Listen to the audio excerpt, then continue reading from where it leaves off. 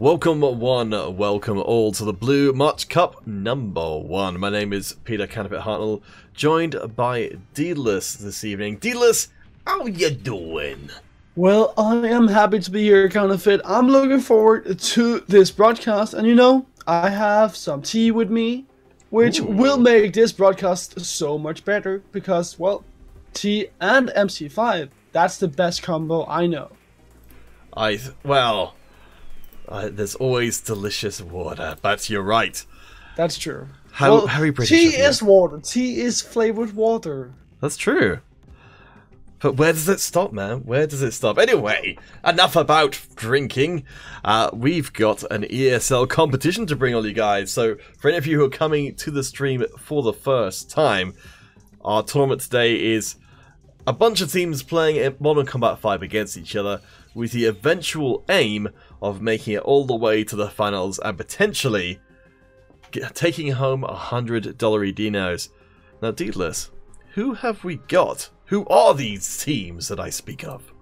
Well, our first seeded team of today is going to be the Huchali Shuleros. I don't know what that means. I probably mispronounced that hard, but it's a team from Japan. Below them, it's going to be Faku from the I was going to say, be careful with how you say that one. Faku of the United States of America. And, God, I'm getting all the hard names today. It's Heko and Mexico from, well, Mexico. We've also, just below them, got our feature match for the first round, the Oblivious Allies versus the Re-Evolutions, which is quite a powerful match to get in our first one. Yeah, definitely going to be an interesting match to see these two teams. They always make it very far in the ESL matchups, so obviously we're going to have to look out for them, but also a team that is known for making it all the way to the finals or to the semifinals. Scamuso from the United States of America going up against 1, 2, 3, No Mercy, to coming in from Haiti, actually. That's I don't think we've seen a team from there before, but nonetheless, Haiti it will be. And then rounding out today's competition, it's going to be Frankensteins coming in from France, going up against the Cyberwalkers from India. And we're going to waste no time whatsoever as the Oblivious Allies versus Re-Evolution will be our opening match. The players are ready to begin, so we'll get things kicked off as we head to the museum for our opening bout of ESL competition. And you know what, Counterfeit? I haven't been on MC5 broadcast for just a while. I've been in London, I've been doing a lot of stuff, but getting back and having this be the first map that I'm going to be watching makes me very happy. I love the museum. I love the way that people that can get in and be aggressive, make those fast pushes. Well, I think we may have had some technical issues from one of the teams, so we'll Did have you to... lie to me? I No. did. Everything I've told you has been a lie. But what is the truth is that what we'll do as we wait for the players to set up again, which almost certainly one or both of the teams has some technical problems loading in, is we'll start up our first giveaway of the day. Hero Gaming Simon saying hello to your good self, Deedless. But if you head across to twitch.tv/Modern Combat, throw in a hashtag RO16, you could win yourself a little How You Do prize, a 300 credits little thank you for showing up to the stream, which we'll be having on all of our different platforms across the course of today's competition. Now, let's see. I think, yes, they're setting up the lobby once again, so apologies about that, guys. I think what it must have been is, usually when people don't come into the game, it's because one of the players has had a technical problem, so they all disconnect. And then when the other team realizes this is what's happened, then they all disconnect too. So we'll be back into things pretty quickly. Hopefully, yeah. Now, obviously, guys, still it is going to be the museum, so that's still the map of today's first competition, which is going to be quite an, well, interesting matchup. I love seeing the Oblivious Allies go up against the Re-Evolutions team, because these two teams, obviously hailing both from Japan, means that their playstyle is somewhat similar. And now on the museum, aggression, as I've said, is sure to come out. So seeing these two teams match up is going to be one hell of an entertaining first game. Alright guys, so let us know in the chat, Oblivious Allies or Re-Evolution, which one do you favour in our opening match? These two teams very closely seated against each other, and they will be headed up to the semi-final. Whichever team wins out in this best of 3 will have up to 3 different maps to accommodate that. With Oblivious Allies over in the blue and Re-Evolution in the red. Now we are coming out, seeing right here Sean G moving up quite fast, throwing out those grenades, seeing if he can catch someone, but no kills coming out, and actually the first blood will go over to the Oblivious Allies. A nice little exchange of gunfire as the fighting around Big Head starts in earnest. Now, this particular part of the map, as you guys may be able to spot, or if you've played on here before, you've got these transparent glass cases which are extremely bulletproof, as it turns out, but you can see through them. So you kind of have these interesting situations where, as we see here, Dylan, you know, those guys knew that each other was there, but actually getting the shot through can be a bit tricky. Well, I'm interested in seeing how a museum actually knows that it's going to be fighting on its grounds, so getting that bulletproof glass in is not something that I would expect my museum to have, but for now, it is working in the favor of the Re-Evolutions squad, seeing how they are just a tiny margin ahead of the Oblivious Allies. And of course, appallingly of us, we have yet to mention our ESL admin for today, Soldier Go, running everything behind the scenes and also dropping it into the YouTube chat to say hi to you guys. Our ESL admins, of course, extremely hard working to make sure these tournaments happen at all. So we'll be keeping in touch with her as the tournament goes on, and hopefully she'll be able to have the time to talk to you guys as well. But in this first match, as hoped, as expected, we're seeing a pretty even encounter. We are the Oblivious Allies and Re-Evolutions. They're just separated by 3 kills, and looking at the scoreboard, you can see who is putting in the work on the side of Oblivious Allies. It's Makoto with 6 kills and 3 deaths, but also an accuracy of 23%. So he's landing those shots. Honestly, I'm not sure how the accuracy reading works in terms of shotguns, because, you know, with any given shotgun shot, you're going to be missing a lot of that shot. But Re-Evolution, they're not missing anything. They just came slamming into the back of the Oblivious Allies squads, giving themselves a pretty healthy lead. Hey Peter, speak for yourself. I'm sure that Makoto knows how to land those shots with that shotgun. He's not a noob like you and I, but for now, definitely making that shotgun work here. Decoy also comes in and lands those shots, gets another kill for his team, and as we've said before, this game very close between these two teams, and right now, Re-Evolutions again just ahead by 3 kills. But with 4 minutes left to go, the Oblivious Allies, they are looking to make a last push for themselves. So gonna stalk through the corridors looking for another target, perhaps a delicious taco.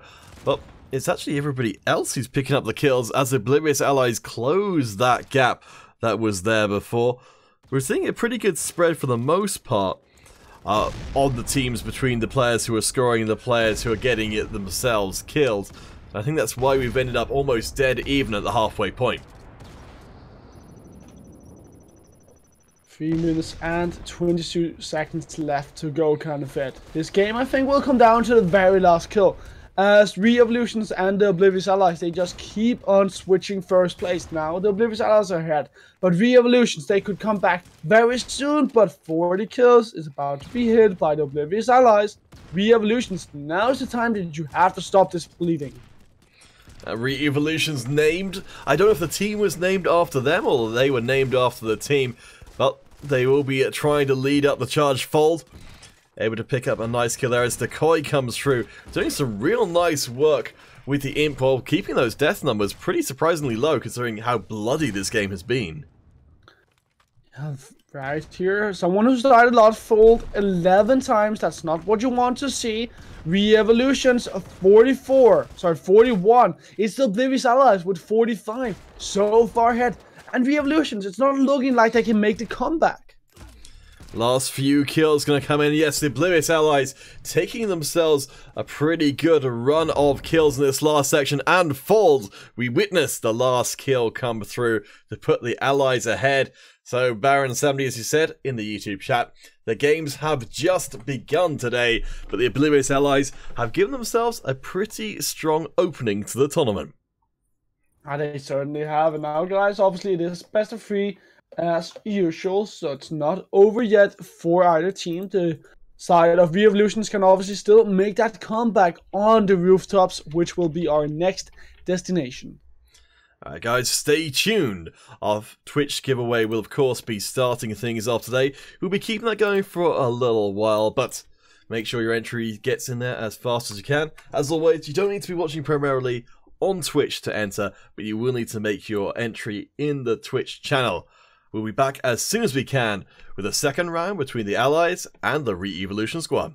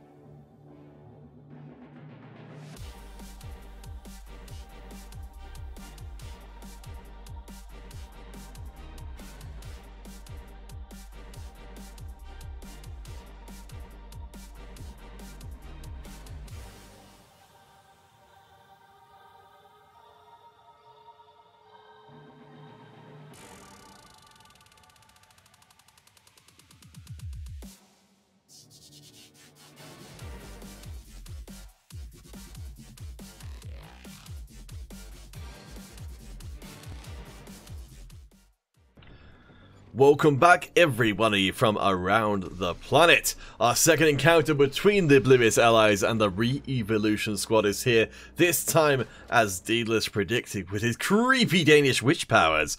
We're going on to the rooftops. How does he do it? I'm assuming it's that he reads the tea leaves. I can assure you, Peter, that I am not a sightseer.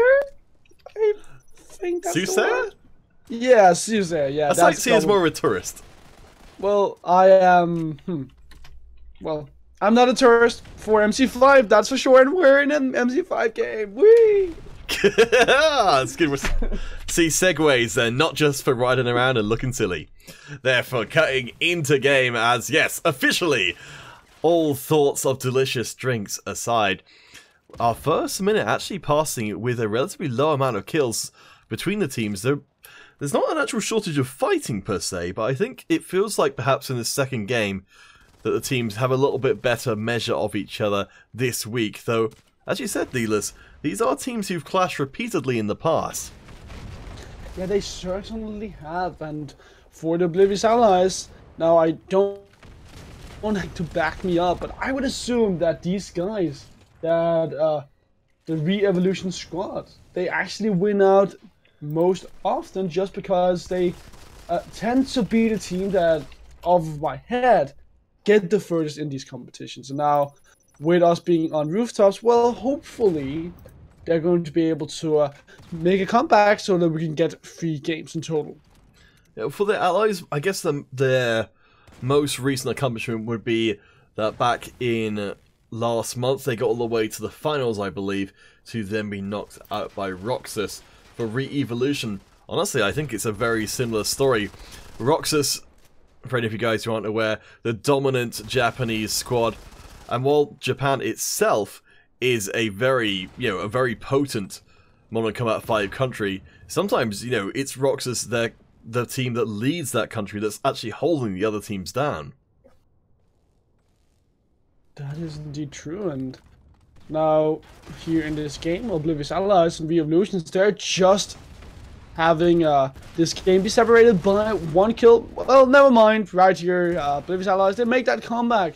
Kind of fair. 4 minutes and 25 seconds left to go. Still a lot of time to go. Re-Evolutions, in this game, they're going to have to find themselves at the bottom of the rooftops. There's no control over the top side, which the Oblivious Allies, they can use to just shoot down from the rooftops. Yeah, not just shoot down as well, but chuck down some special grenade surprise. Don't recommend that as an ice cream. But yeah, you're right, the high ground advantage working out pretty well for the Allies, but it looks like they're now going to switch things up and go down into close quarters. Could be a chance for Re-Evolution to actually fire back themselves. Re-Evolutions, they have that comeback potential, but Oblivious Allies, they are doing a good job at just trading kills whenever they have the opportunity to do so. Right here, Lime finds another kill. 5-5 is his score, so not too shabby, not too shabby. Yeah, and of course, it's worth noting that was on Re-Evolution's top scorer, Xianji, who started off the game extremely well, but has started to fall a little bit by the wayside. Started off like 9-2, but has been picking up a lot of kills and is now just going to get taken out again. Now we see Re-Evolutions come in, playing obviously for the Re-Evolution squad, will go down to fold. And once again, they're just trading kills, but it's looking like the Oblivious Allies, they are going to come out ahead just because they are able to trade 1 for 1, not making it a 1 for 2. But when I say that, the Re-Evolution squad, they find a big push and they actually pull themselves ahead of the curve. Dead even as we're coming to the second half of the match, but man, this one has been brutal. We've noticed in the first minute that the teams are kind of keeping their distance from one another. Now instead, in this last section, that central part of the map, everyone just pouring in there. I think they must have been spawning in and immediately flinging themselves into that central part, which is why we had so many kills in such a short amount of time. But you know what, kind of fit? You're a play-by-play caster. I know you love brutality. You love to see people just die left, right, and center. Obviously in video games, not real life. I'm more troubled that you felt like you had to qualify that.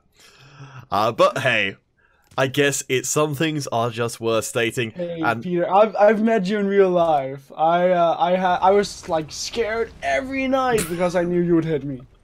Cover, of course. oh gosh, well, I don't feel that's a thread I want to continue. So let's get back to the game. Oh, please, let's get back to the game. Right, the Oblivious allies have taken themselves lead. You see, I've told other people you should try and go with what your co-caster says, but there are sometimes you probably shouldn't. Anyway, so very little time left in this game number 2 for the allies to be overtaken once more by the Re-Evolution squad.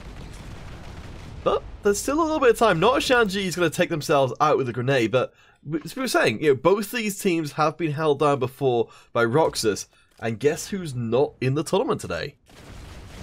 It's true, Roxas not participating in today's tournament, so these two squads are the main representatives of Japan, with Huchali Coleros being the first seeded team, if that is how you pronounce it, of course. Nonetheless, a Japanese squad will be representing Japan as the first seeded team too, so even if one team will have to go out here in this quarterfinal, and right now it's looking like the Re-Evolution squad Hachaleros will still be there to represent Japan.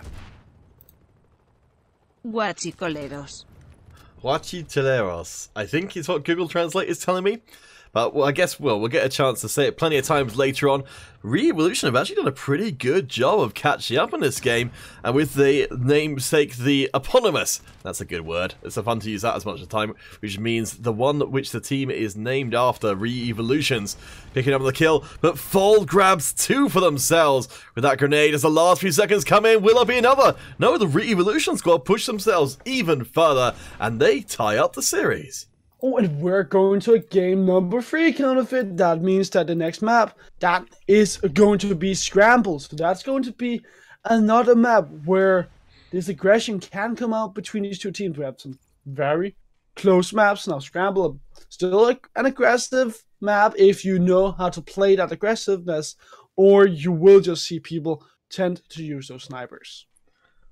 When we get onto Scramble, we'll definitely be keeping our eyes out for Masuro. I think we kind of slept a little bit on their performance for the Re-Evolution squad. Well, they didn't have... Well, actually, I take everything back I was about to say. Tying up with the top score. But while Shanji had that 13 deaths, Masuro only 3. And with a performance like that, no wonder that Re-Evolution managed to steal it away at the end. That is true, and... well, for the Re-Evolution squad, let's see if they can keep that up for the third game, if they can continue to have such a good performance, like they kept up with their opponents for a long time, and then they just made that last push happen, which is exactly what you need to see. That is obviously usually the way how you can win these games, when you can come in the very last second and steal it away. All that matters is you're first across the finish line. But guys, as we said, we will have another encounter between Re-Evolution and the Oblivious Allies coming up in just a few minutes' time. So the Twitch giveaway is live, as you can see on your screen at the moment. Hashtag RO16 onto twitch.tv/ModernCombat. Good to see there's a fair amount of people over there, actually. Today, 8 Putin and Not Yet Bro, lovely to see ya. We will be back as soon as the next match is ready, so don't go anywhere, and we'll see you soon.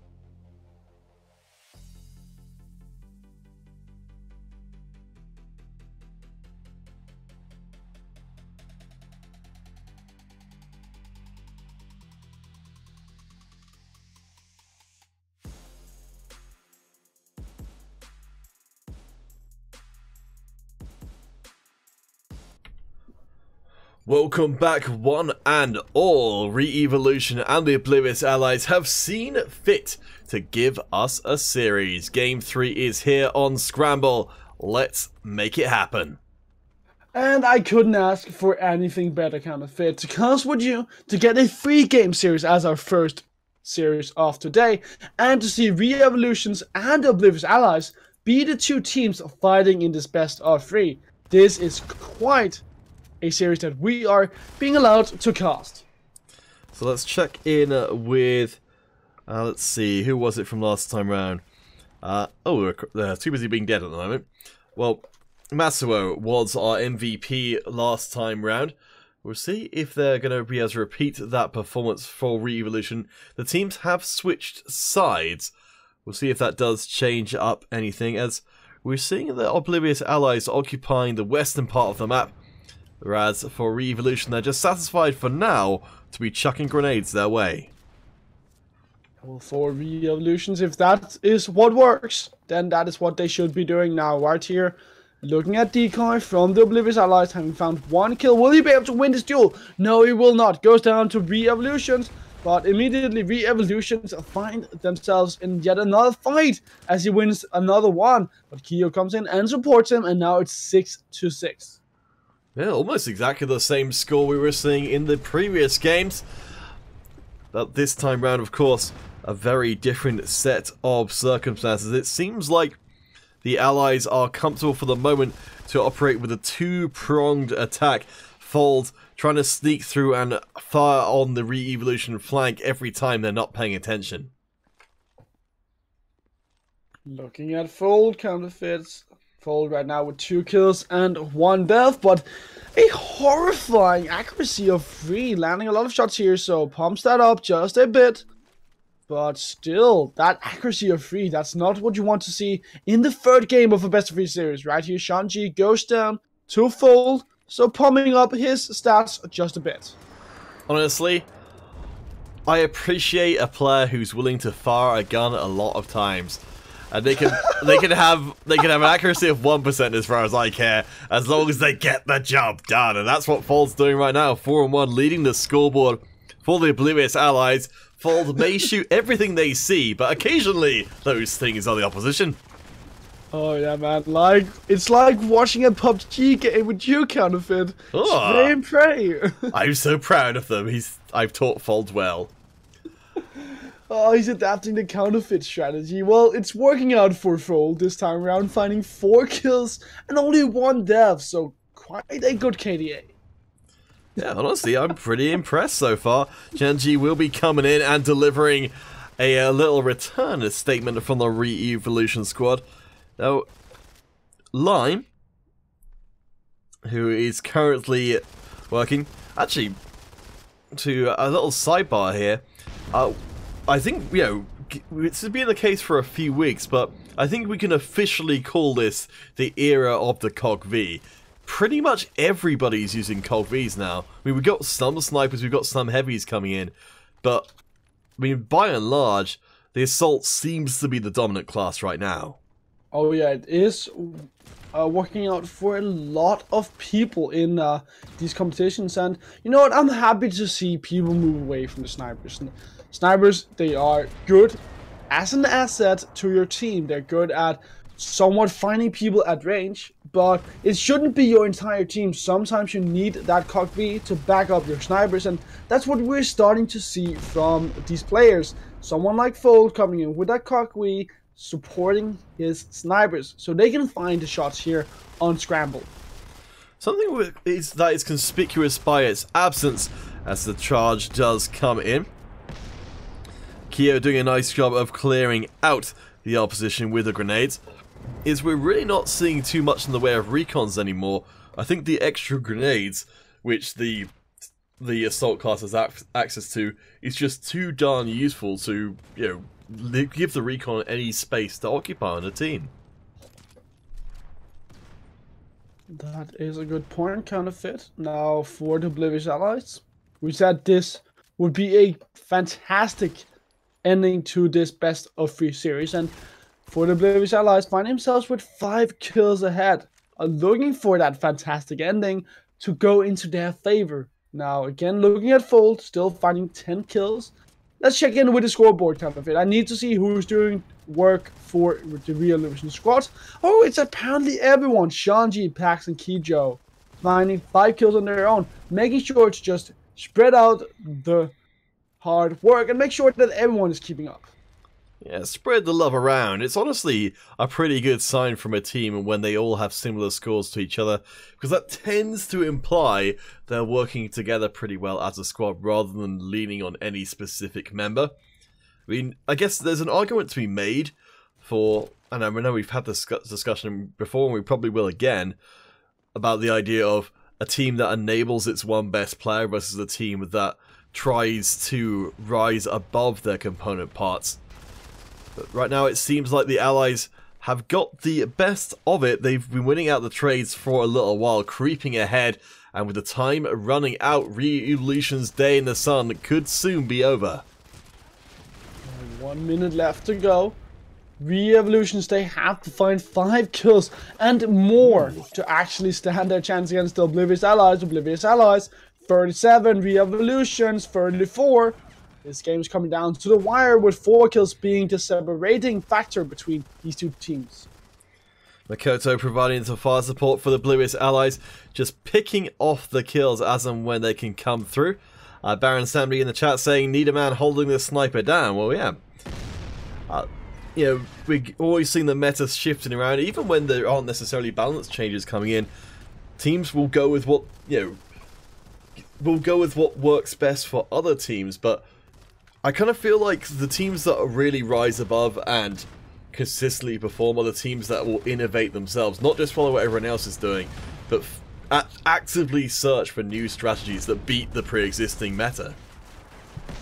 That can sometimes be the way to win games kind of. It's looking like the Oblivious Allies, just by finding a lot of kills and running the time out, by putting the pressure onto the Re-Evolution squad, they will throw out the highest seeded, well, the second highest seeded, sorry, Japanese squad in today's competition and actually move up to they have another chance at fighting against another Japanese squad. Well, Folds will be our MVP from that time round, as well as, I want to say, yes, Decoy, Fold and Decoy. Very nicely done. You can't give 2 MVPs. That's why it's MVPs. Like MVPs in a pod, Deedless. Oh. That's right. You can tell I'm a little bit awake today because I'm coming up with silly jokes. So, all right then. Twitch.tv, that, I think, let's see. So we are currently, I'm going to check and see on the tournament itself. In fact, why don't you come along with me, gentle viewers? And we can check the bracket. So because we've got, let's see, how many teams we've got? We've got 9 teams playing. So we had the extra round in there. So we're still kind of in the quarterfinals stage. So I think, let's see. I think because we're going to be moving up fairly soon. Sorry if that's a bit too fast on. In fact, I will put the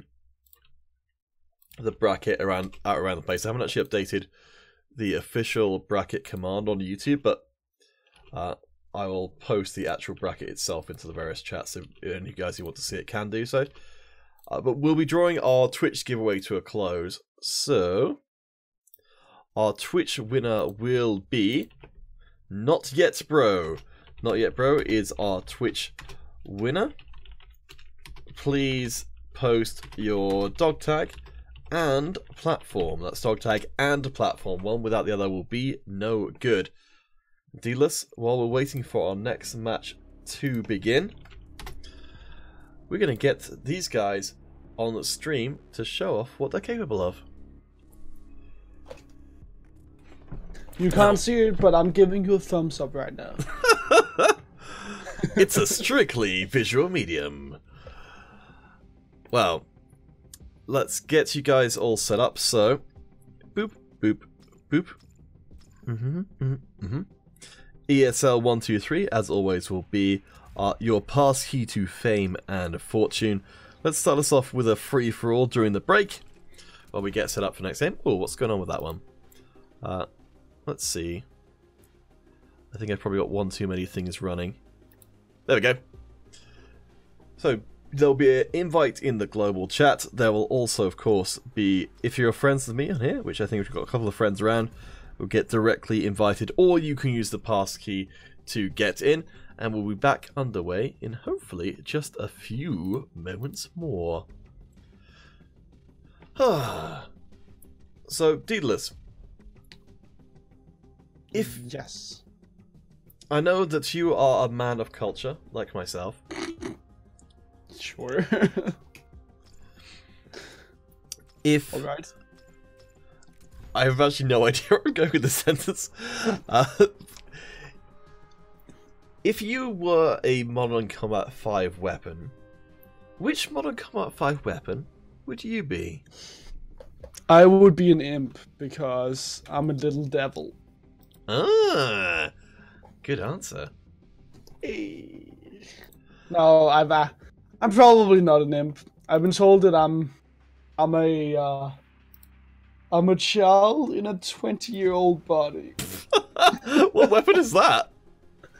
It would probably be the DBS because I'm powerful, but I'm small. Okay. So That actually quick. if you guys are ever in a job interview, I think this is a good illustration from Needless. Honestly, it doesn't matter what your answer is. It's about how well you can explain the answer in a way that makes you look good. Okay. I have.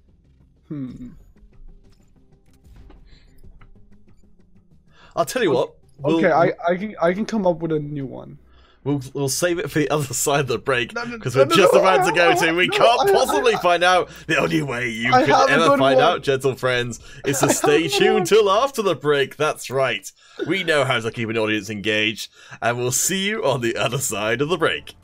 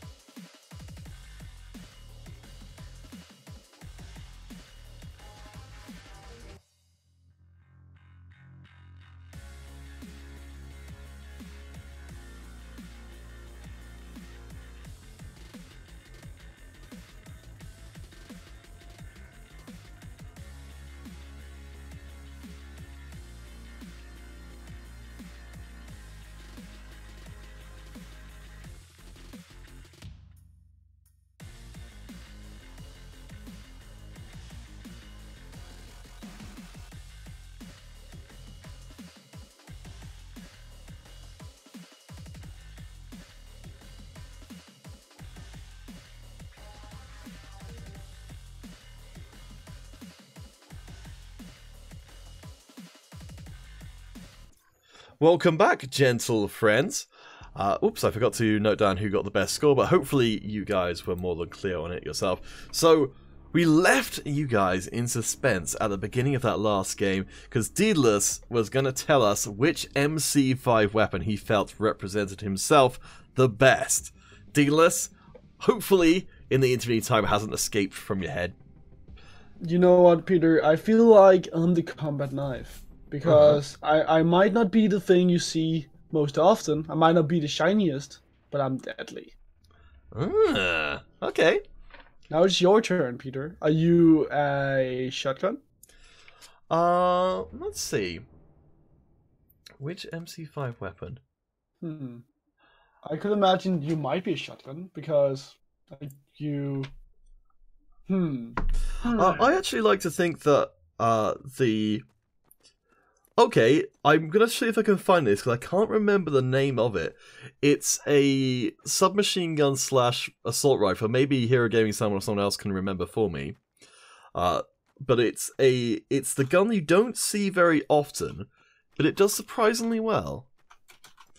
And that's what I aim to be, is surprisingly good at things. I aim to surprise, I suppose. Oh, Peter, I'm sorry to say this, but I actually think we have a new code. Oh, wow, that was fast. Oh, In that yeah, case... that's actually a semi-final, guys. It's going to be Frankenstein versus 1 through 3, No Mercy. Well, exciting stuff. Let us know in the chat, guys. Which MC5 weapon do you feel like you... maybe not one which you most feel like you like, but what weapon do you feel resonates with you, and why? Because, of course, the why part is really the interesting part. So we've got our passkey. I don't know if... Well, we'll see if the players are all ready to go. If not, then we'll have a little break while we wait for the players to get ready. But yes, 1, 2, 3, No Mercy versus Frankenstein, We OP Scrim. Well, that's quite a name. I think we'll just call them Frankenstein. Yeah, well, let's just call them Frankenstein and No Mercy. Then I think we'll have everything under control. Frankenstein. So guys, as Steelers says, this is a semi-final coming up, so get your Facebook entries in while you can, because Soldier Girl is bringing us through the tournament pretty darn fast today. So we'll be getting things underway in just a few moments more. Stay tuned!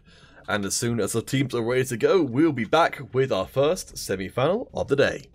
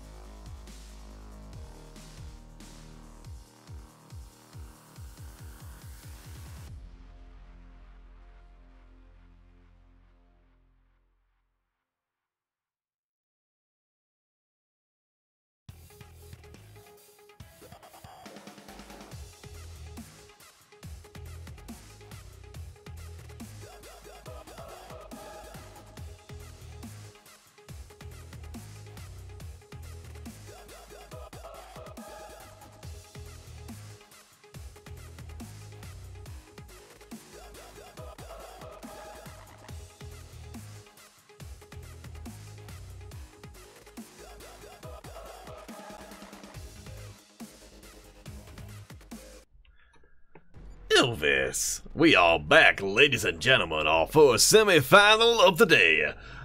Elvis has not left the building, but joined the building. Peter, do you listen to a lot of Elvis music? Because I'm sure I'm gonna be able to make a few references here and there. I've heard a bit, not a lot, but a bit. I'm certainly aware of some of the more famous stuff, but right now, it looks like instead it's going to be Sasha who's going to try and steal the limelight from Elvis. How could you, Sasha? You have to know that Elvis is king. I know, I've seen some people talking about Elvis in the chat before, and, yeah, a crowd favourite is fair to say. You know what, Peter? I think Elvis is here to rock and roll this game, and maybe he will commit so much murder that he's going to the jailhouse where he can jailhouse rock. And it's now or never. Oof. That was 3 references? I feel like that was too much. My brain is overloading with Elvis facts. Hero Gaming Simon, yes. Hero Gaming Simon answering our earlier question about which MC5 weapon represents themselves best. Dealers, it seems like it's the kind of thing which doesn't have a right answer, but that's incorrect. The correct answer is the Tony. The crossbow that is legendarily useless is, in fact, the correct answer. So, Hero Gaming Simon, you win. Congratulations. Congratulations. Now, for someone on the spot to winning, Frankenstein currently ahead by 2 kills. Before I said that, they were ahead by 3. So obviously Frankenstein keeping up very well. Frankenstein is a legendary team.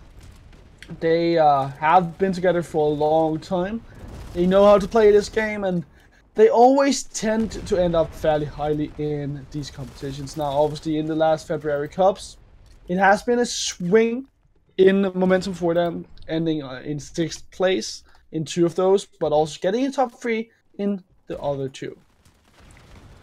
MIT, who I think is currently down, but should hopefully be spawning in a second, the top scorer for the No Mercy squad. In fact, so much that they make us blind with the very thought of it. We use the BSW. So, apparently, of course, Soldier Galore Advent for today, known for streaming, is an AWM, and a gun that's actually a PUBG weapon. But I'm trying to think, that's a... I guess that would be probably a closest thing... I think that's sniper. I think that is the equivalent of an AWP in Counter-Strike, the AWM, right? I guess so. It looks like a heavy-duty sniper rifle. Well, I think honestly the BSW I think is a pretty close equivalent. Or maybe yeah, the AWM and the AWP. That's kind of the same. Let us know, guys, if we can figure out, because a lot of these weapons, there are some weapons I believe, like the Bramson is very closely based on the Thompson, I believe, machine gun. Like these are based generally on real weapons, though some of the prestige weapons obviously are not. But let us know, guys, if you know any of these particular weapons that are based on specific guns. Any of you gun aficionados in the chat, whether it's in the MC5 or elsewhere. If you're going to be a gun nerd, this is a pretty good place to be one.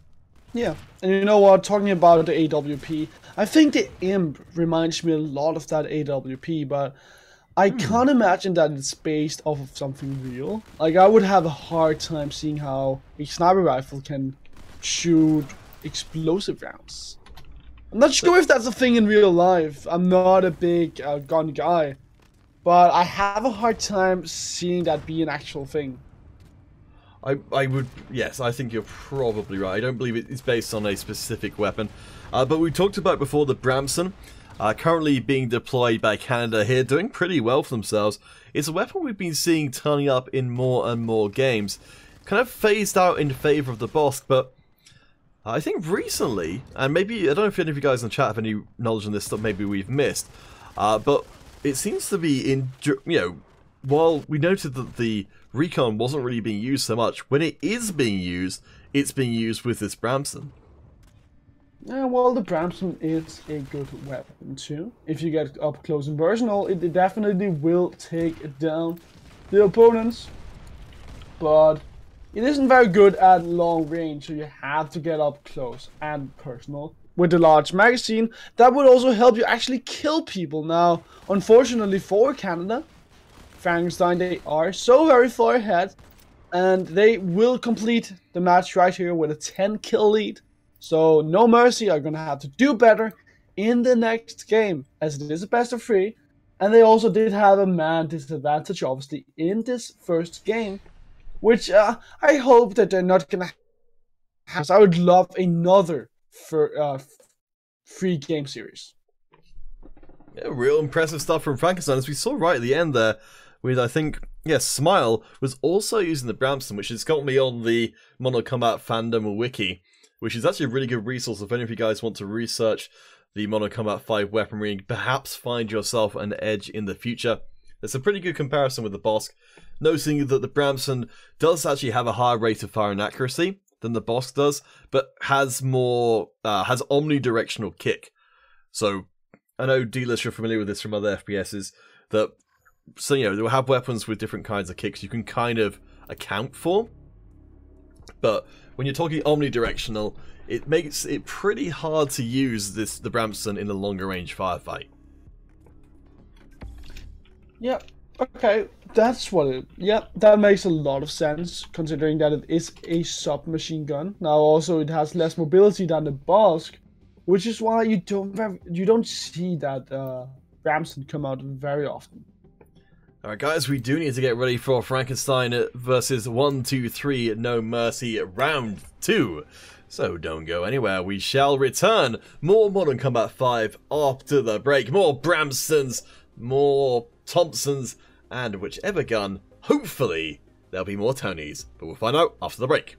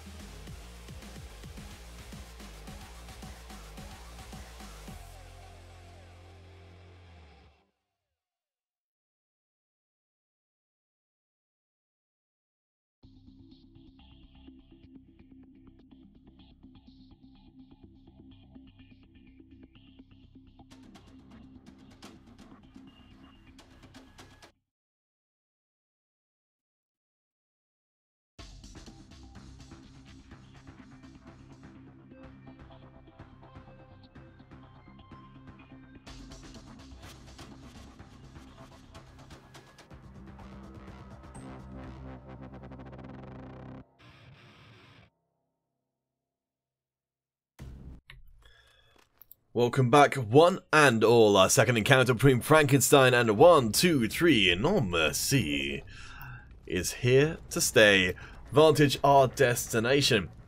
And No Mercy have one more chance to stay in the competition. No Mercy bringing out the Bramsons once again. They really love this weapon. Now Smile Angry also bringing out a Bramson on his own. Are saying that he's going to be able to fight fire with fire. Finds the first kill here on Elvis, and suddenly Elvis is down and out. You said, yeah. Maybe we certainly would throw it open to you guys in the chat. Maybe we need to have to talk to some of the players to see why the Bramson has come back to such popularity.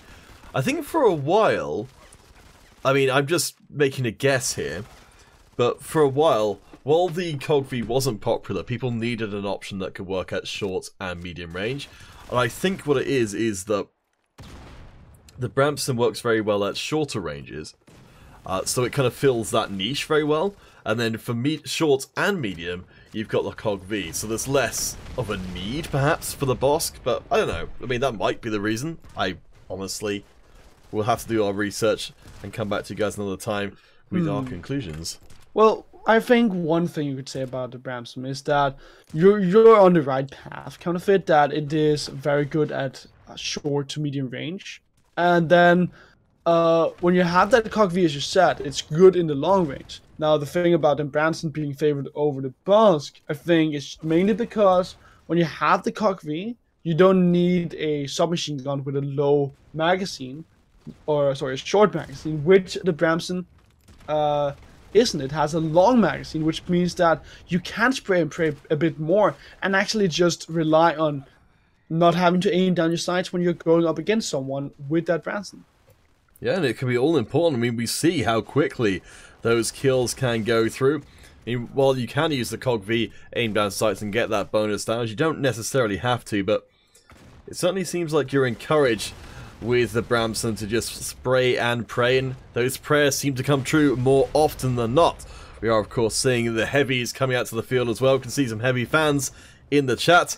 The DBS shotgun combined with the slack, a very effective close-range combination.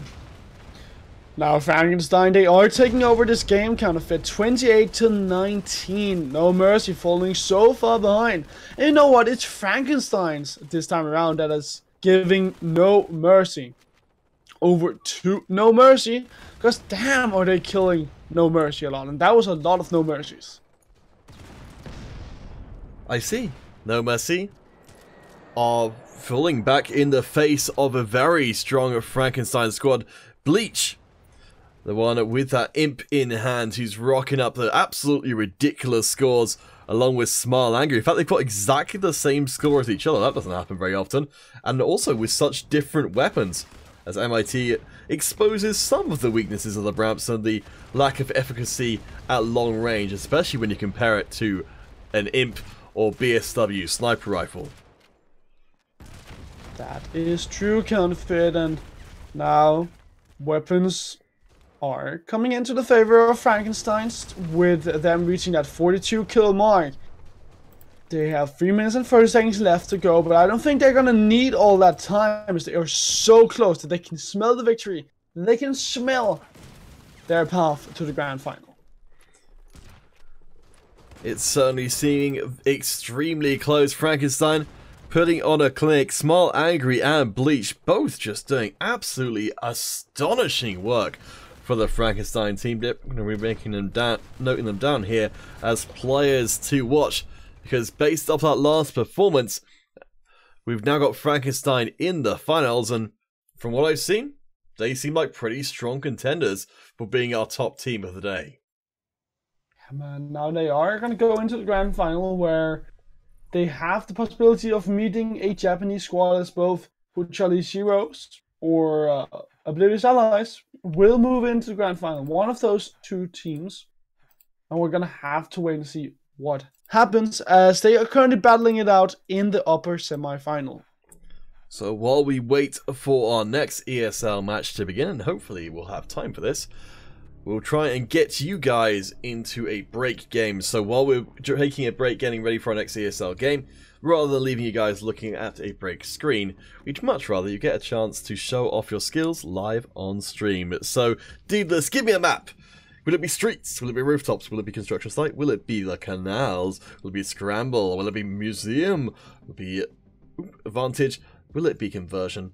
Will it be overtime? Oh, you know what, man? I'm always a fan of rooftops. Give me a rooftops. I will give you a rooftops and take your rooftops from you. That's right. The rooftop fairy is coming a calling. Is that a thing in Denmark? A what? I just made it up, it's fine. But it could be a thing. We'll find out. Keep your eyes closed. Keep them peeled, guys. Rooftop fairy, it could be a thing. Glitch in the Matrix. ESL123 will get you into the chat. Crispy and Taco finally get together again? Could we see it live on stream? I'm crossing my fingers. The good old crispy taco combo. Deedless. Peter? I've got a question for you to contemplate during the break. If you were a taco, what kind of delicious ingredients would you contain within your crispy shell? Oh, this is so hard because I'm not very much into Mexican food. Well, Soldier Girl, an expert being from Mexico herself, would be an excellent consultant. Maybe we can ask her during the break for some top quality stuff. And you guys in the chat too, if you were tacos, what kind of taco would you be? Not just what would you eat in a taco, but if you were a taco, what would you contain? Would it be delicious? I don't know. I actually have no idea either. I'm already talking to Soldier. Taco ingredients. You know, one thing I love in general. Red onions. Red onions. Oh. That's an interesting idea. Oh, guys. I love red onions. We're going to get this game started. Let us know. And we'll be back in a few minutes' time with our next round of ESL competition. Or another community game, perhaps a Battle Royale. We'll see how it works out. We'll see you guys in just a few minutes' time.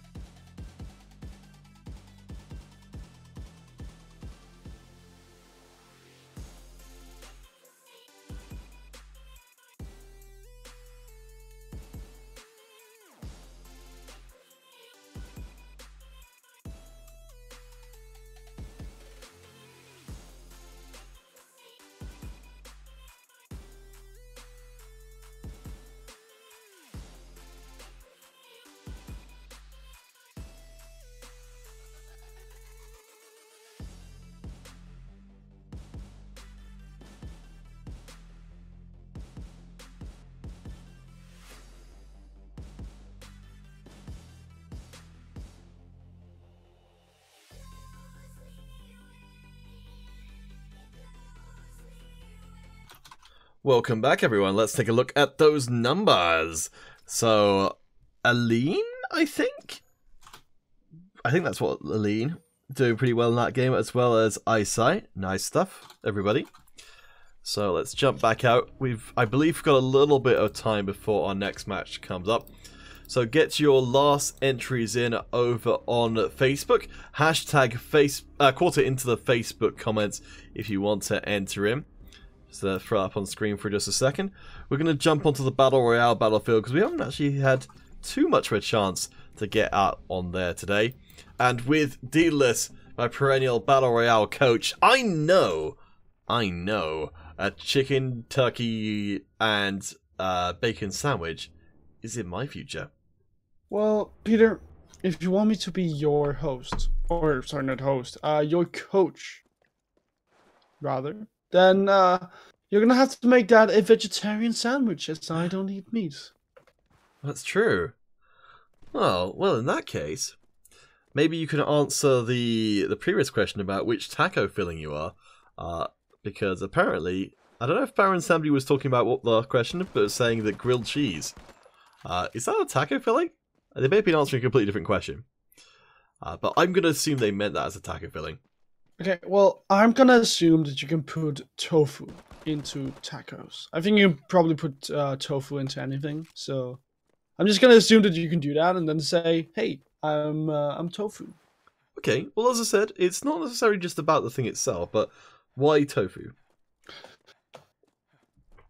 Do I have to like give a very deep answer? I just love tofu. Well, I kind of feel like the point of the exercise is to get an insight into you as a person. Okay. I'm very soft and edible. Oh gosh. Now, okay. If I have to, okay, I'm a very passionate person. Okay. I tend to listen to my feelings a lot, and tofu is very soft. And I'm not a very like hard person when it comes to my feelings. So I tend to talk about that, which I think can be like translated into the softness of the tofu. And then also, people they tend this is actually very deep. People tend to either hate me or love me, like people do with tofu. Interesting. Wow. I don't know if Baron Samdi is a grilled cheese, but I'm going to go on the assumption that they are. Grilled cheese and tofu, a potent combination? So, which ingredients would you be, Peter? Oh, there's someone. No, weirdly... What are you doing?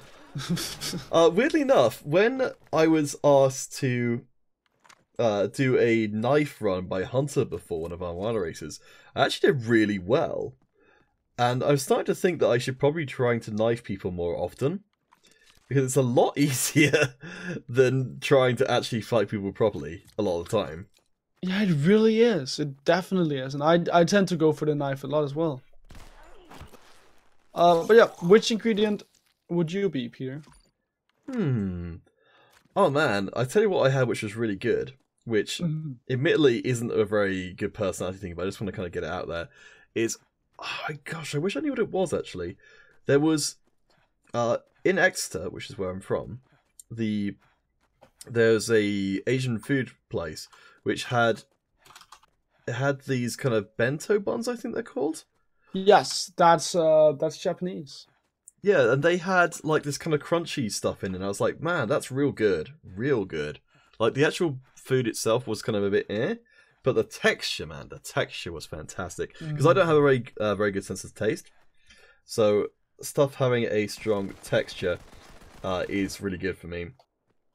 I'm really not a fan of bento boxes. I think that I don't really like the ingredients which you usually put in there. I'm more of a ramen guy, honestly. Oh, here's the gun I wanted to use to represent myself. There we go. Pick up the basket. There we go. Nice. But yeah, I'm more of a ramen guy. I would say I went to London right, last weekend, and I got some amazing ramen. But one dish that I think people are underrating is bibimbap. I think the bibimbap is something that people should be eating more. Sorry, bibimbap? What's that? Yeah, that's like the Korean equivalent of ramen, basically. So instead of noodles, you just have rice in there, and then you serve it in a dolsot, which is a hot stone bowl. Okay.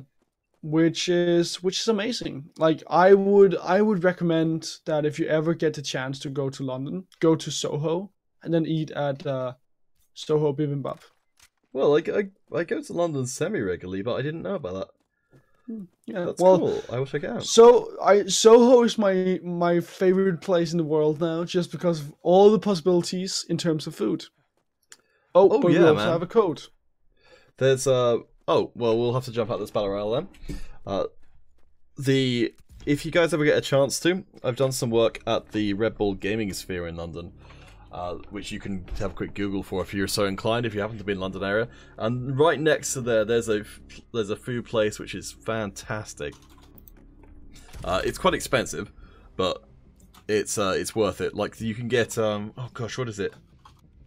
Like the certain kind of chicken from somewhere in Asia, which is just escaping me at the moment. But... Chiginandos?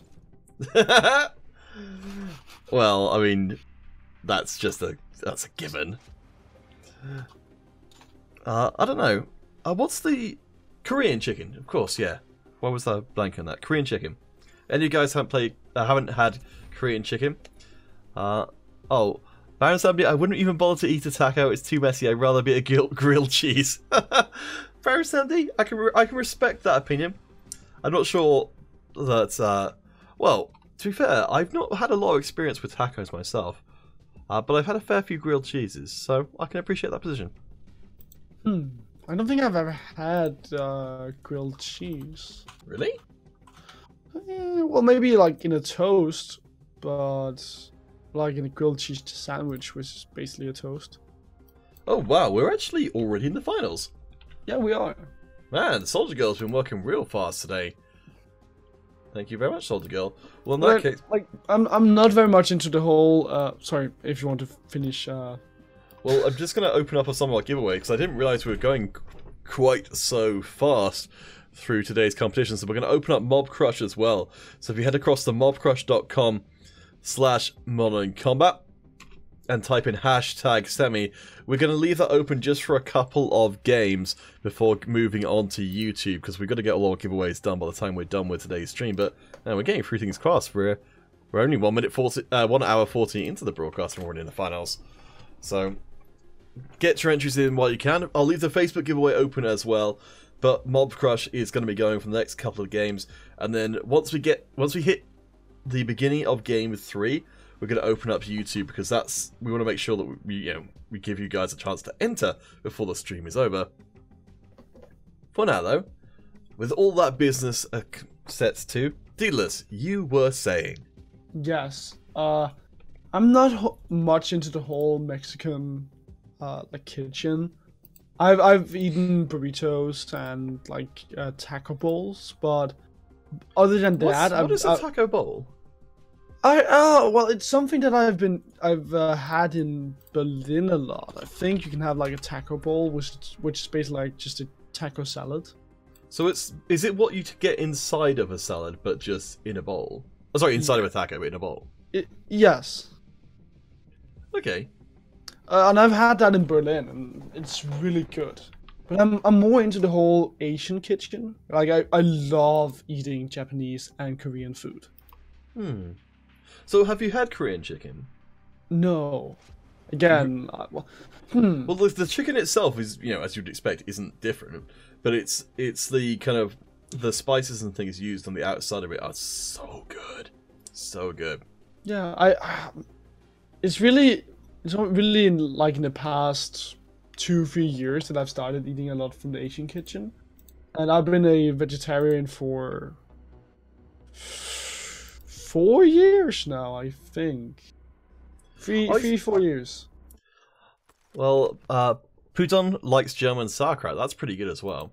I'm sure you could find Korean chicken that was like vegetarian, like because it's not actually the chicken that's the important part. It's the, it's the stuff that it's cooked in.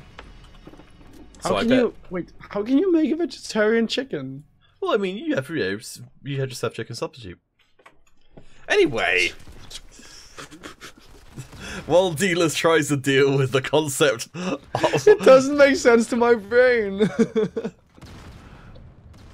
Linda McCartney, man, she does really good various meat substitutes that taste very similar. Anyway, that's not what is important right now. What's important is that Soldier Girl, Oblivious Allies, and Frankenstein have all worked together to get very fast through today's tournament and bring us our first grand final of the day, a first and only. The first game of a potential 5 being played and an extremely close opening start. And these two teams, they aren't tired at all because they're coming out super fast, finding 16 kills in the first minute. Now, Oblivious Allies ahead by just 1 kill, but this game, it feels like it's going to be a very close one. This is exactly what these tournaments are designed to do. Bring the very best teams together in the grand final. Frankenstein and the Oblivious Allies both doing a fantastic job. The Oblivious Allies representing Japan and actually beating out the Huachilerios. It's going to be a different pronunciation every time, but fortunately they've been knocked out of the competition for our sake of being able to pronounce their name. Oblivious Allies, they actually knocked them out as the #1 seed, so we noted for Oblivious Allies and for Re-Evolutions that they're facing before, they were the team that were knocked out by Roxas, who are normally in that #1 seed position. Now, it's a chance for the Oblivious Allies to shine, but Frankenstein, representing France, might be just as tough an opponent as Roxas was. Yeah, well, I'm hoping to see Frankenstein put up a good performance right here. We all know that Roxas, whenever they play, they lose the first game, and then they just Gamba stomp their opponents all the way through the grand final. It's very rarely that we do see them win 3-0. Now Frankenstein, he right here obviously is a different team, but they're not Japanese, which means that it is a clash of 2 different playstyles. We have Frankenstein, who are coming out swinging out of the gate, and then the Japanese squads, who are a bit more calm and collected, who take their time to develop the strategies and to develop their leads. Well, Gaming and Kartik Patel, welcome to the stream. This is our second of a 4 set of MC5 streams this weekend. We're having monthly finals tomorrow as well as our regular weekly competition.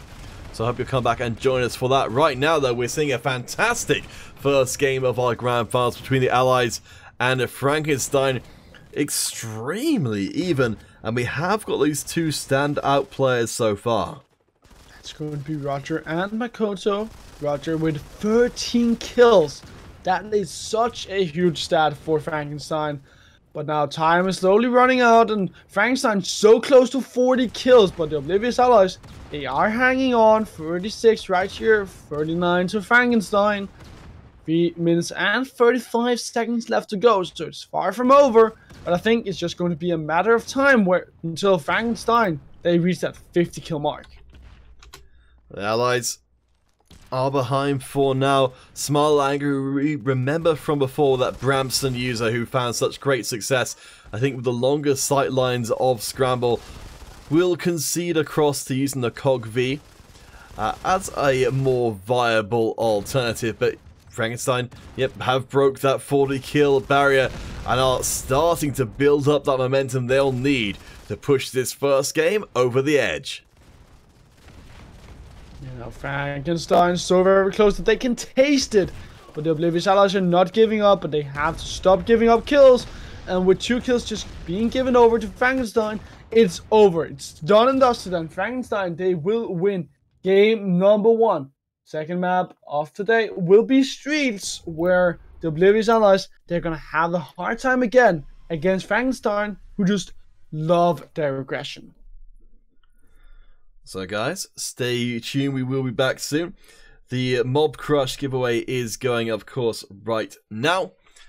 We will be opening up our YouTube giveaway shortly. Let's take a look back across those numbers. So, I think Smile Happy, yeah, is going to be our standout there. Definitely the best individual stats, though didn't have the highest score necessarily. Keeping those deaths down low in a team deathmatch is extremely important as well. Let's bring up our details for our next to last giveaway, and we shall return. Our grand final continues after the break. Oblivious Allies versus Frankenstein, Game 2 coming up.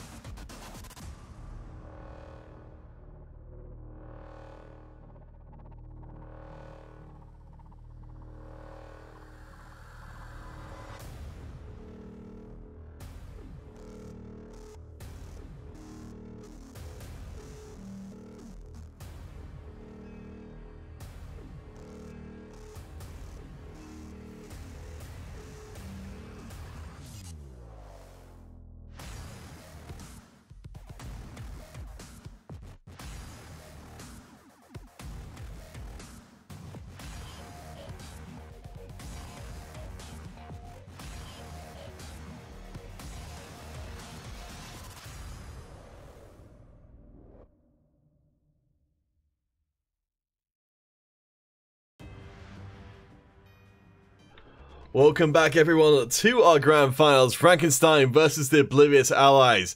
The switching of sides, perhaps a change of fortunes for the Allies themselves, but a pretty decent victory for Frankenstein in their first outing, and the Allies perhaps looking to change their fortunes with a ferocious start to game number 2.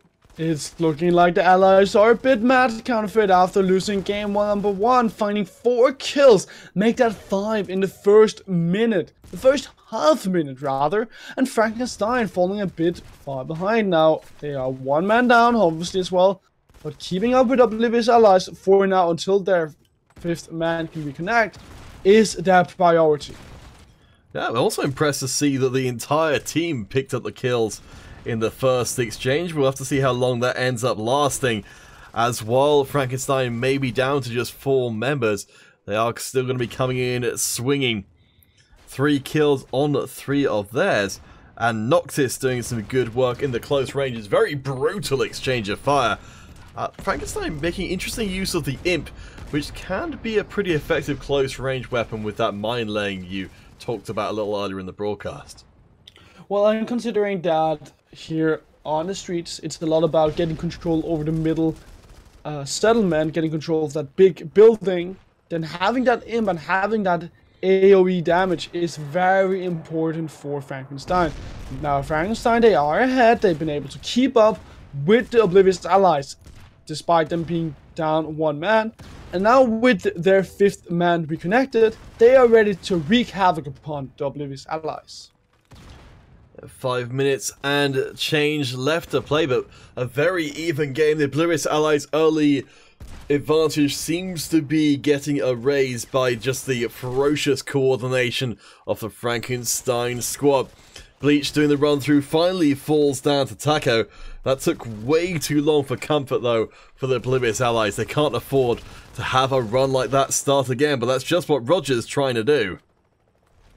Well, you know what they can't afford, counterfeit? They can't afford to lose another game, and that's what they are on the way to doing.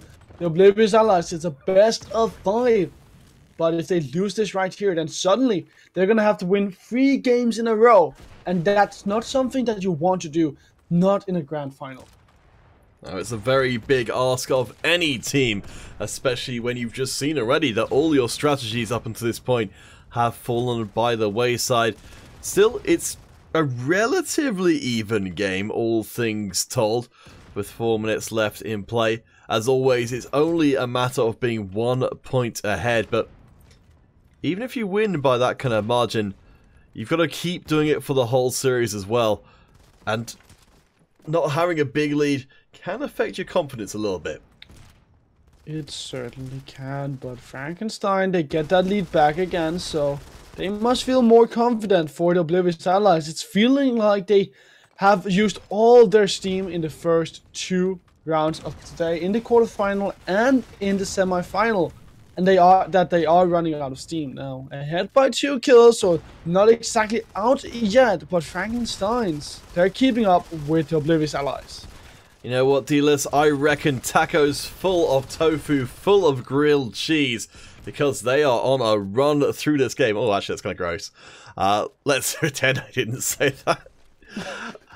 But the Oblivious Allies managing to pick up a pretty good head of steam, and it's almost entirely thanks to Taco's performance. Taco has definitely shown up in this game. One guy that's also shown up, Noctis for Frankenstein, 11 kills right here. Now 37 to 39. The Oblivious Allies just reached that 40 kill mark, and with 2 minutes and 45 seconds left to go, they have plenty of time to just end this game. Taco with the dragon tattoo, continuing to impress with a very substantial scoreline. Noctis and Bleach will come back in trying to bring things back for the Frankenstein squad, but we could be looking at a 3rd game of the series being dead even between the 2. We will be starting up our YouTube giveaway at the end of this game. As the Oblivious Allies, they just need just a little bit more to push them over the edge. Will it be Taco who picks it up? Dylan gets one more's gonna do it, and the Allies find the kill, courtesy of Dylan again. Frankenstein are not allowed to go 2-0 up in the grand final. We're not going to have a short stream today, Counterfeit. We're going to have a full best of 5 series. So perhaps if Frankenstein and Oblivious Allies, they continue to just trade maps. Next up will be Construction Site. Frankenstein will look to win this game and then just finish out the Oblivious Allies in the 4th map. So I can say that Taco doing extremely well as Fold. So some impressive performances. We'll see who is able to tip the scales in game number 3. Stay tuned. Our YouTube giveaway is now live. Enter in hashtag funnels to our YouTube comments to be able to enter in. But do bear in mind, multiple entries may well end up with you being disqualified. So get your entries in while you can. Once our finals are concluded, all giveaways will be done. So make sure you don't miss out, and we'll see you in a few minutes' time.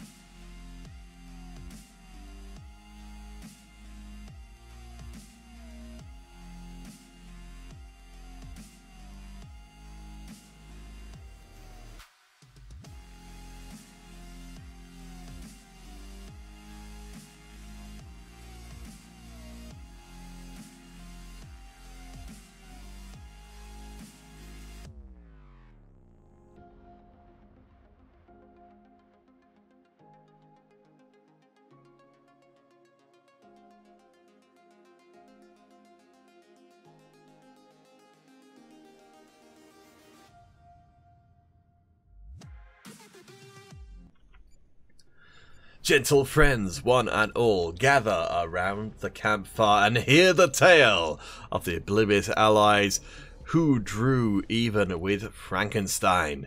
Now this best of 5 in most terms becomes a best of 3, but the memories of those first 2 games are still here and haunting us again.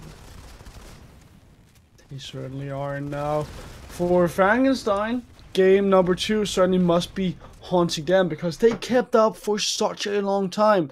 And then they just gave the Oblivious Allies a finger counterfeit, but the Oblivious Allies, they took the entire hand of Frankenstein. Now that's just rude.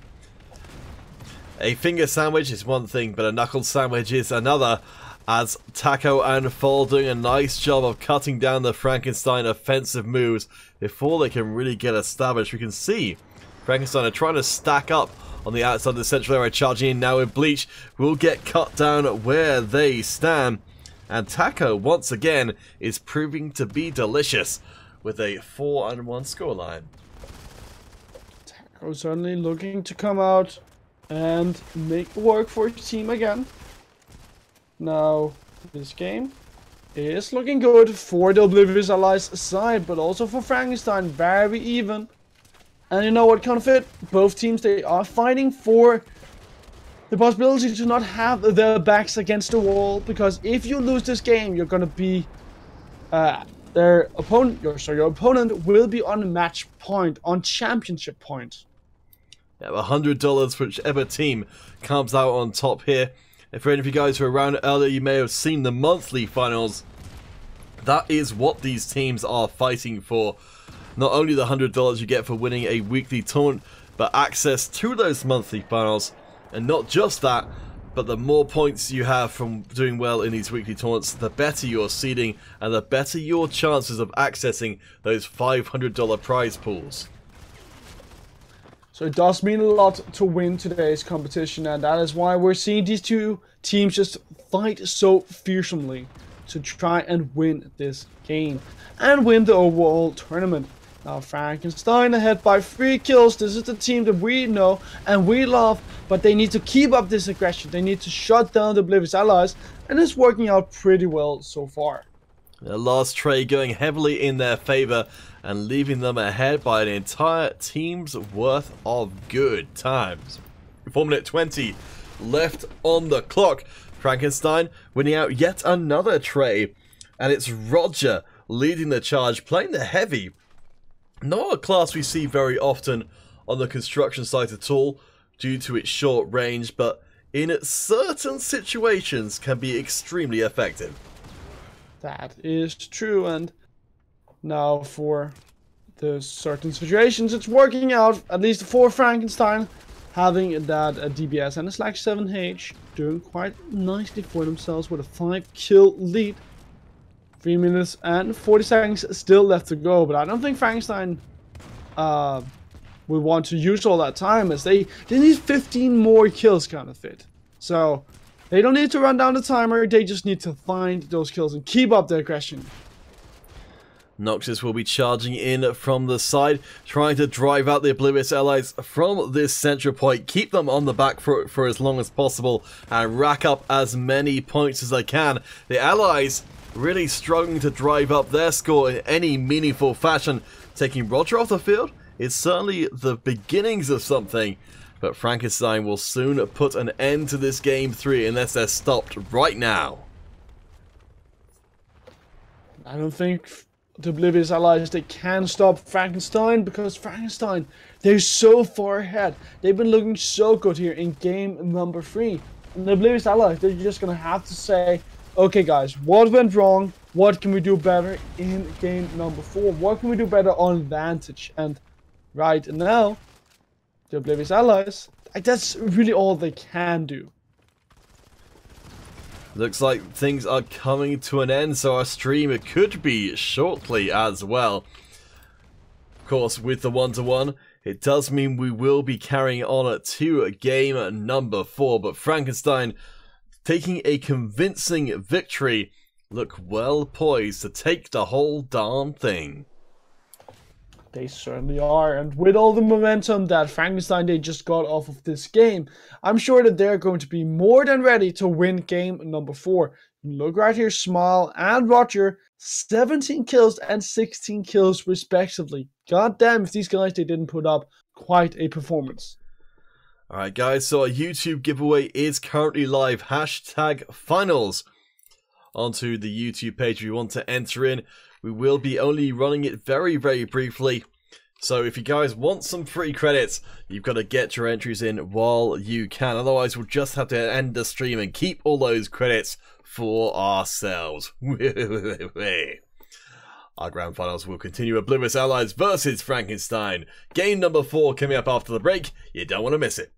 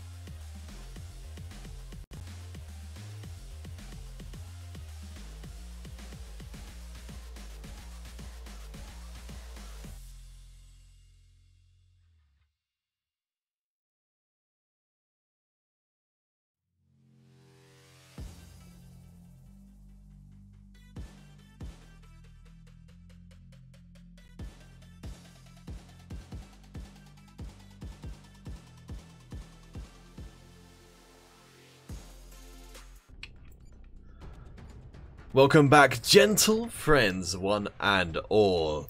Frankenstein have the advantage over the Oblivious allies as that we come into game number 4. Who will be the monster? And who will be the monster inside the heart of all humankind? The answer is just a grenade away.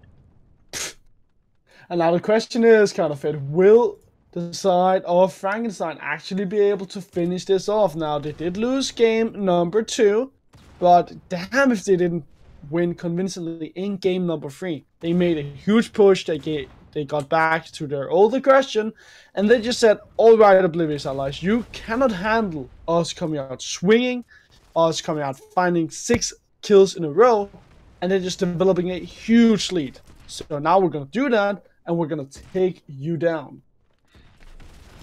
Very even in the early going as Fold and the rest of the Oblivious allies fight for their very survival, fight for a chance to see game number 5. Parsi, who we'll have to try and figure out what their icon is. They are the... oh, no, they're too busy being dead, never mind.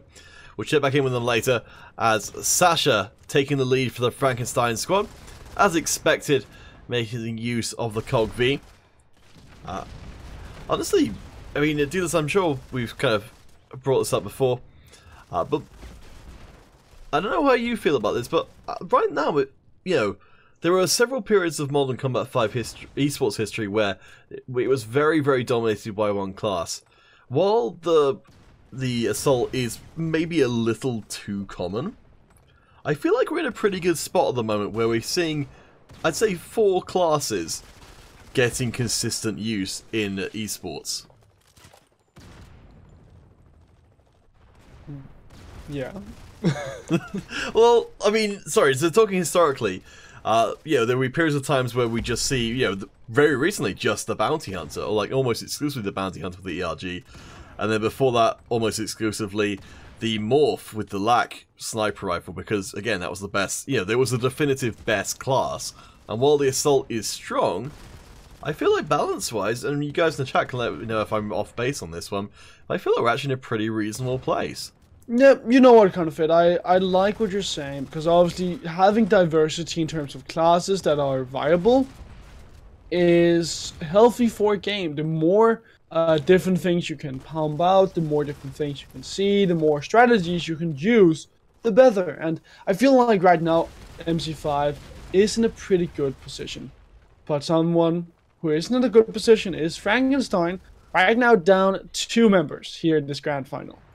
I mean, this could be what the Oblivious allies need. They've got the opportunity to go in and dogpile every single Frankenstein member, bringing multiple Oblivious allies members to bear on every single encounter, where it's very hard to not have the best possible outcome for Frankenstein, just an even trade.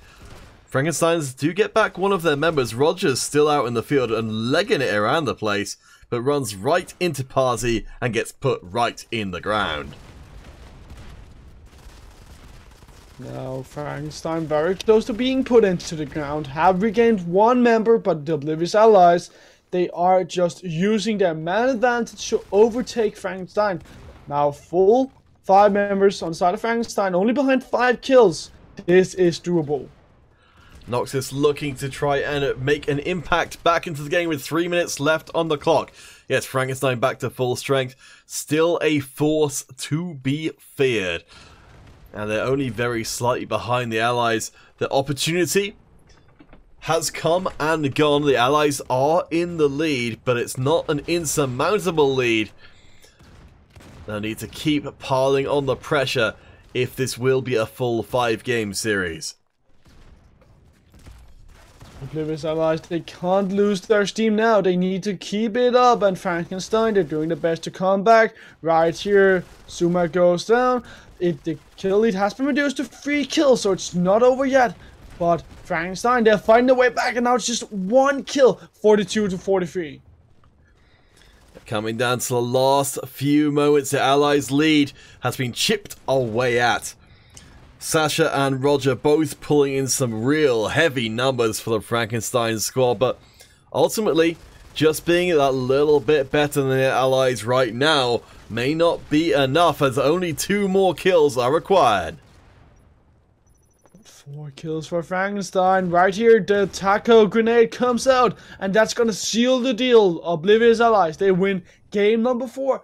We're gonna go to the deciding 5th game on Museum. Fantastic stuff from the allies. They had an opportunity, and ultimately, that's what matters. You know, whether it was down to Frankenstein having technical issues, the result still stands. 2 games apiece. The allies, they got lucky, arguably, in game number 4, but they only need to get lucky 1 more time to become our champions. Guys, do stay tuned and get your last entries in while you can, for we will have a winner when we return.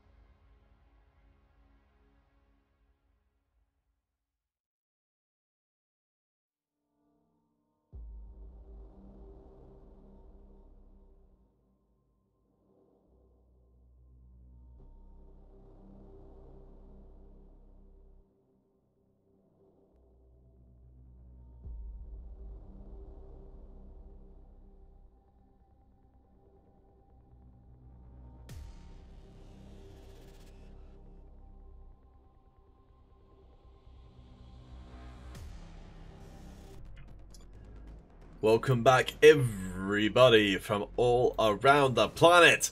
Oblivious Allies and Frankenstein. One more time, we will have ourselves a champion. The museum will bear witness to what is wrought here today. The history books are bound in bullets. And for Frankenstein or the Oblivious Allies, this match will also be fought by bullets. It's 2-2. This game will be deciding and will determine who will win this championship. Let's take a look at who we've got the numbers on as the fighting takes place initially in a sarcophagus room. Noxus coming out very well there without too much backup from the rest of the team. But the numbers keep on rising on both sides of the map.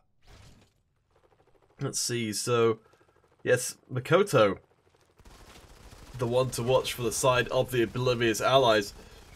A pretty top-heavy scoreboard for them so far, whereas much more even on the Frankenstein squad. Right now it's 12-12 counterfeit. It's very, very close between these two teams. They're not taking too many risks, but while I say that, it's also still a bloody game. Oblivious Allies right there finding 3 kills, putting themselves ahead by 4 kills overall. Frankenstein, they need to be careful because this has happened before. And the Oblivious Allies, they have been very hard to take down after being granted that lead. Yeah, honestly, good for the Allies that they've come back in this series and they're now in the lead themselves. We can see Riz DMX Gaming, a big fan of Roger, but getting it taken down as the Allies looking very, very good here. Again, Makoto carrying a lot of the score of the team on their back. So it gives us a fairly good, clear idea. If the Allies can keep Makoto up, they're going to presumably carry on winning. But if they cannot, then it can all go sour very quickly. I would love to see a French squad win today's competition counterfeit, because usually it is those Japanese teams, and while I enjoy seeing good Modern Combat 5, I would also love to see a bit more diversity, and Frankenstein going all the way to the grand final have shown that these Japanese squads, they can at least bleed. They might not win the grand final, but for now they're keeping even with the Oblivious Allies. Just what we like to see in Game 5 of a Grand Finals. An almost dead even game. As more grenades pile in from either side, it's almost impossible to call. Very strong trade there from the Allies, puts them back in the lead again. But those leads are ephemeral, they pass. With time, the only lead that matters is the one to hit the big 5-0. Oblivious Allies so far ahead. Good military support coming out. Frankenstein feels like they have lost their momentum now that this 5-game series has drained them of all their energy, and now the Oblivious Allies are left standing. 3 minutes and 30 seconds left to go, but the Oblivious Allies, reaching 40 kills, are very well on the path to winning.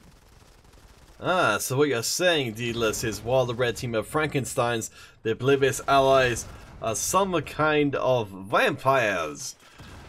Certainly, we know that vampires do love tacos. I'm pretty sure that's how it works.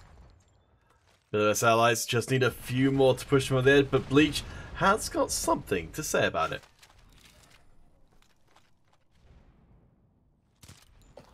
And 44-39. Frankenstein, they are slowing things down. Now is the time to not give over any kills. But it's going to be a hard task as they have to find 5 kills and make their way back. Here comes the push from the Frankenstein, but Oblivious Allies, they find 2 kills and suddenly Frankenstein, they are very much behind. Alright guys, we will be drawing things to a close very, very soon. So we're going to roll our YouTube giveaway now. Well, someone with an extremely rude name, you are the winner. Here we posted it in the chat, as it looks like our finals should be coming to a close very soon unless Frankenstein can pull off a miracle. Dylan comes in, tears the heart out of Bleach, And it seems like miracles and internal organs may be in short supply. And that is going to be the Oblivious Allies winning this best of 5 series counterfeit. Congratulations to them. Congratulations to the Japanese squad once again, reigning supreme in our MC5 Blue Cups. Alright guys, so now we have our winner, and the Oblivious Allies, honestly, they felt like they were the underdogs for nearly that entire thing.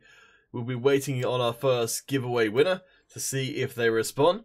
We'll give them about 3 minutes or so while we acknowledge Makoto's performance in that game, extremely strong. We'll be jumping out onto the Battle Royale battlefield just before we wait the next couple of minutes to see if our YouTube winner responds. If not, we will redraw until we find someone who does.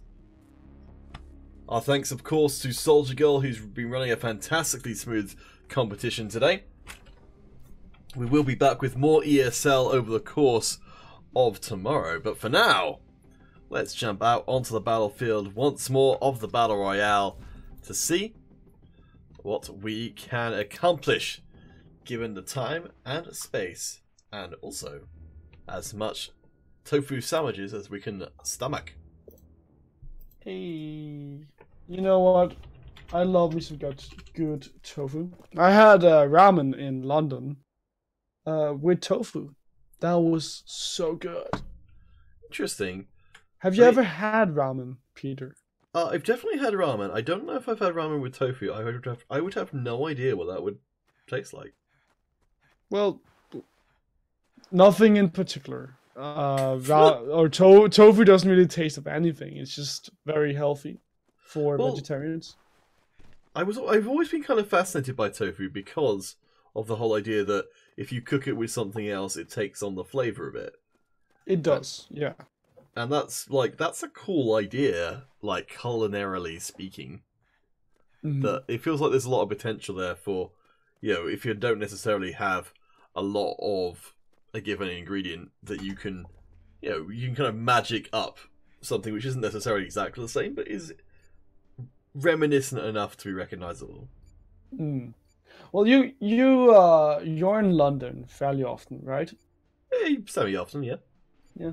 Well, if you ever go to London, I would go to Taro. Taro.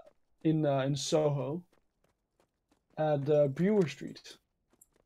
You'll have to let me know about that one. I'm probably not going to remember that, but just for the sake of argument, what's the deal? Oh man, we got killed really quick. Jeez. All right, we'll just run through that again. What's so special about this particular place? As far as I know, it's been called the best ramen place in London. Oh. And it's actually not that expensive. A vegetarian ramen I gave £8.50. No, £8.50. What's it called? Pence. Is it? Yeah, pence. Thank you. Yeah. Okay. I don't think I'll that's give it a try next time around. So Morimi Granderson, you are our new YouTube winner. So if you could get in touch with us there, then we'll get you sorted out. Alright, so we get onto Battlefield. So last time, didn't go so well. I mean, we got some good pickups, but I think the old tired's must be hitting me all of a sudden. And I didn't get those headshots. I didn't use a scope. I didn't do nothing good with my time on the earth.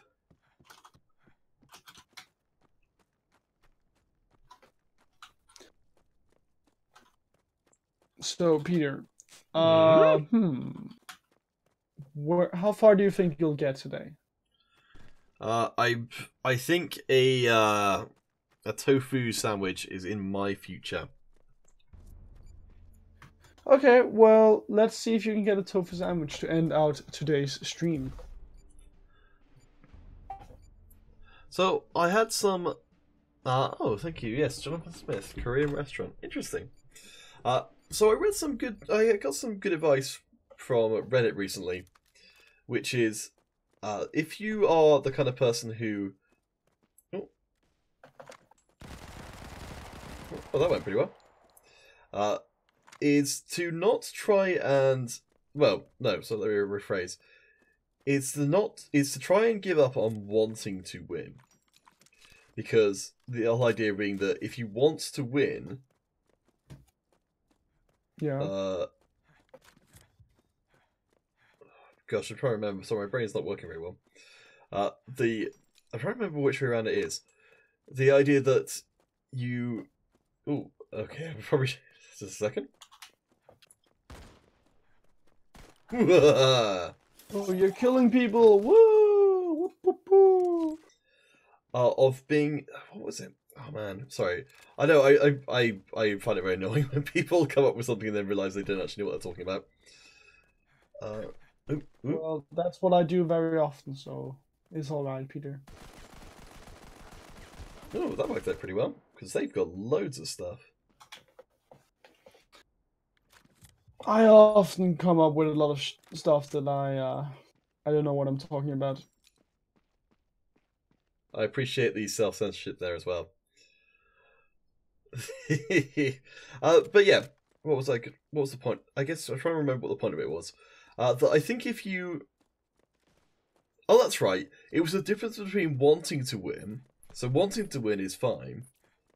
But needing to win, I think, was how it went. I'll have to go back and check exactly. Oh, well, my opponent ran away. Which doesn't necessarily sort of... What if they realise there's someone right here? Probably not. But they certainly do now.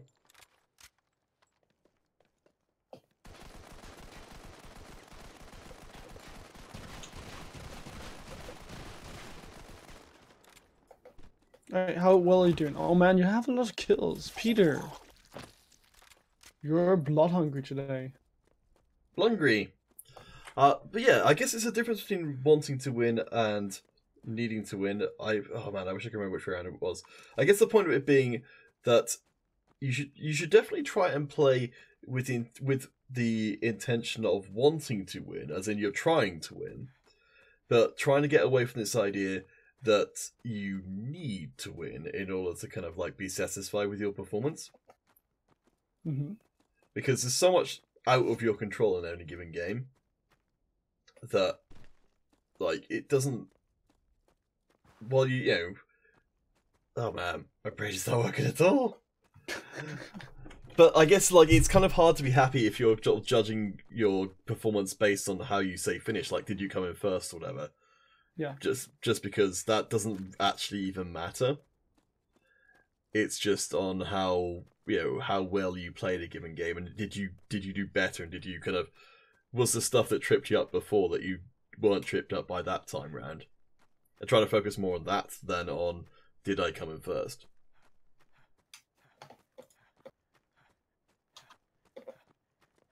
Here's a fun fact for you, kind of fit. Mm-hmm. Regarding Bibimbap. So in 2012, I think, 2017 actually, Bibimbap by CNN Travel was rated as top 40 as the most delicious food in the world. Oh right, you didn't even try and segue, you just decided to change subject. Probably for the best. Barimi Grandison, thank you for your details. So yes, I'll note them down on a spreadsheet in a second. Okay, so like while nothing is going on stream. What? I was attending to stream business. What are you talking about? While nothing is going on in Battle Royale, I can let you know that maple syrup is the 46th best dish in the world. Really? Not even like poutine or anything. It's just maple syrup. Maple. Surely not by itself. Raw maple syrup. That's crazy. Wait, who decides this? I'm pretty sure the viewers or readers have voted for it. Potato chips, 37. What? I mean, if it's just a popularity contest, then I guess it's fair enough. But potato chips. We got loads of stuff out of that one. Let's see if we can. Actually, probably just want to go tacos. Tacos, Peter 27. Ooh. It's like let's try and actually hook up some of our stuff to the. There we go. That's a significant upgrade. All right. So 6 kills. How many people are left? 6. Nice. Well, you can actually do this. And yeah, just about having goal-focused thinking. We're gonna win. I kind of feel like by saying, oh, you see, by saying we're gonna win, despite the fact I literally immediately got killed by someone with a sweet haircut, I felt better. Like I didn't feel bad about it. I kind of feel like, you know, man, we get raised to think that winning is a big thing, but that's just sort of like in that case. I mean, there were definitely things we could have done better, for sure. Like, we could have not been standing around getting shot in the back and covering it and, like, looking behind us and things. But the actual act of winning itself, not that important. Well, you didn't do that bad, Peter. You actually got, what, like 6 kills? You got into top 10. I'm proud of you. Aw, thanks. Thanks, Coach Deedless. Guys, that will draw an end to our ESL stream. Well, the ESL competition, of course, has since passed, but we've now got our YouTube giveaway winner. So, Marimi, or Marimal, apologies for the inevitable, horrible slaughtering of the pronunciation there. Thank you very much. If you haven't already, please do follow Modern Combat on Facebook, Twitter, YouTube, Mob Crush, and Twitch. If you do have any suggestions for the developers, please do drop them through to that email address in the top right of your screen right now, moderncombatcommunity@gmail.com. Yes, Hero Gaming, the hacksaw hair, it came back to haunt us, it did. That guy's got such great hair. If you haven't already, please, well, if you'd like to see or hear more of Deedless, you can, well, Deedless, I'll let you throw your Twitter into the chat or similar. But I'm not in the chat. Well, that's your fault, isn't it? But you can throw it for me, please. Thank you. But yes, you can find Deedless. Oh wait, it's Daedalus Cast. Daedalus Cast, right? Yes, casts with an S. Oh man, should have corrected me when I was first typing it. Forget it. You can type it yourself. If you look for Daedalus Casts on Twitter, on Twitch, you'll be able to find them there. There we go. Got to type it into chat. I knew if I did it but wrong enough times, he'd do it himself. And of course, you can find me at Counterfeit Cast. So similar, but without the S, and with a counterfeit instead of a Deedless. Thank you guys so much for watching. We'll be, of course, back tomorrow with more Game Loft Modern Combat 5 action. Hope you'll come and join us for that. Congratulations once more to our champions, the Oblivious Allies. Commiserations to second place, Frankenstein. A very well fought finals and a stream itself. Our thanks again to our ESL admin, Soldier Girl. And we'll hopefully see you guys again tomorrow.